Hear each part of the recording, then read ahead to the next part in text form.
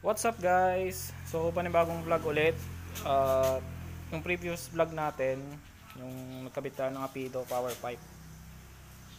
Tsaka ginamit natin yung big elbow na daeng 51mm.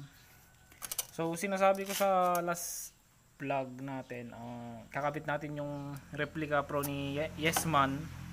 Kaso buti na lang ito yung ginamit kong big elbow, kasi yung big elbow ng Apido hindi siya sakto dito. Pang 125 naman siya, kaso kulang lang sa bend, konting-konti lang naman. Try namin binend kaso sobrang tigas. Ayoko na may paayos dun sa welding shop, gastos pa, no? Kaya yun, di na natin tinuloy. So eto, may mid pipe tayo dito, pang Honda Supra GTR. Galing to kay Idol Graham Moto. So shout out sa'yo boss. Yung pagkabend nito, pang GP type na elbow. So sakto naman siya dito. Kakabit natin siya ngayon. At yun, problema tayo dun sa bracket kasi parang medyo mas mataas to kaysa dito. Tsaka tatanggalin natin to. Tatama na kasi yung pipe dito eh. So yun, tanggalin muna natin to bago natin ikabit itong mid pipe ng Honda Supra GTR GP type. So yan guys, natanggal ko na yung canister. Moment of truth kung sakto ba to dito sa mid pipe ng big elbow ng XRM125.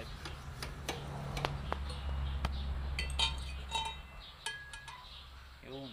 So same naman sila. Sana sakto. Yun.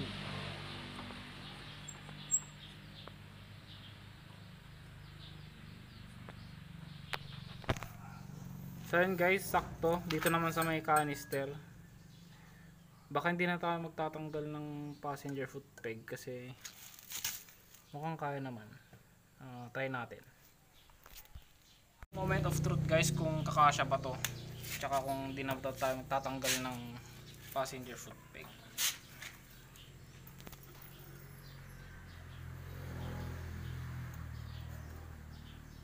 Yun. So yun guys, sakto lang siya. Ito lang yung problema natin, pero may nahanap kaming bracket dito na nagputulan, no? Sakto naman dito.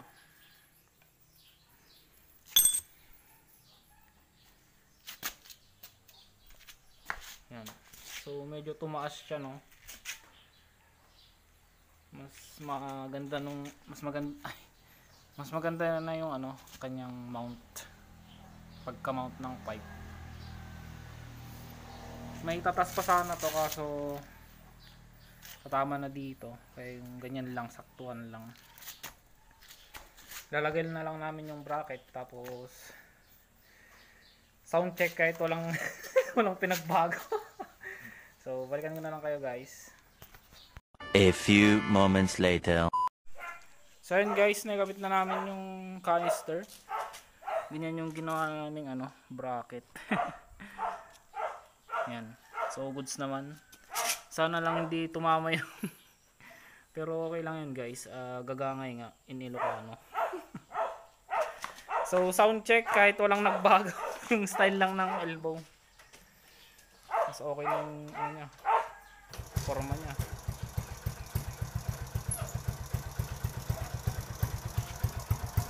Yan.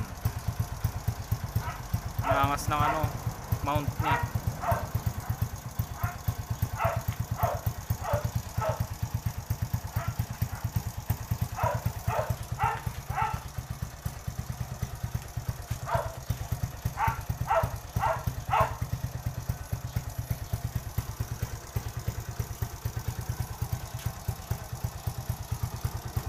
Sound check.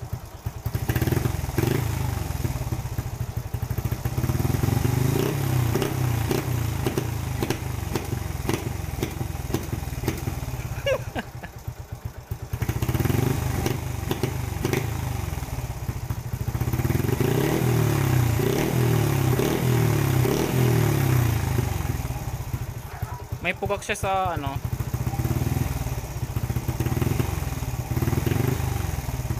one-fourth na piga. Nagpalit kasi ako ng ano, carb, tapos yung slow jet niya 35 lang, dati 38 to eh. Siguro magpapalit na naman ako sa susunod. Tinanay ko lang yung 35 kasi kala ko sakto. So yun.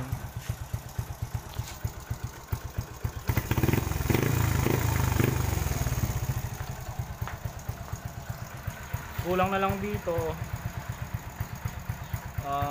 yung ano dito, tawag dito yung bracket na pang, alam niyo naman na siguro guys, yung mga naka-RS dyan tsaka XRM, yung dinalagay dito sa ano, may shock bracket na pang caliper pero ginawang bracket sa footrest. So yung footrest siguro natin nilalagay Ego footrest na pang sniper 150 or 135. Yung pang Raider kasi parang common na, kaya papalitan natin pang ano, sniper. So shifter na lang, no, pogi na. So ngayon ko lang pala sabihin guys, kung napapansin nyo naka-rim set tayo. Binenta ko kasi yung ano, yung gulong na pangharap, yung 7080 na Beast.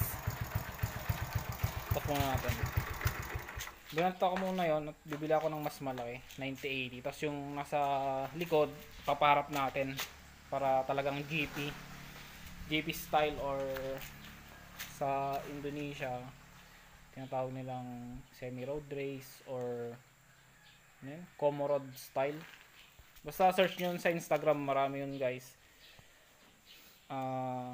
Semi road race na concept, tsaka yan, Comorod ba? Basta KOMOROD. Search nyo yun sa Instagram. So yan, pogi. So shoutout ulit kay Idol Graham Moto, no. Yan, ewan ko kung binigay na sa atin to. So kung binigay man, maraming salamat. Tsaka yung disc pa pala guys, ewan ko kung binigay din yun or babayaran pa natin. So comment naman Idol kung sa amin na. Joke lang. So yun, napanood nyo naman yung vlog natin ngayon. So see you again sa susunod na video or vlog. Yun, ride safe and God bless. Ay, shout out pala kay Idol MJ kasi kasama natin siya.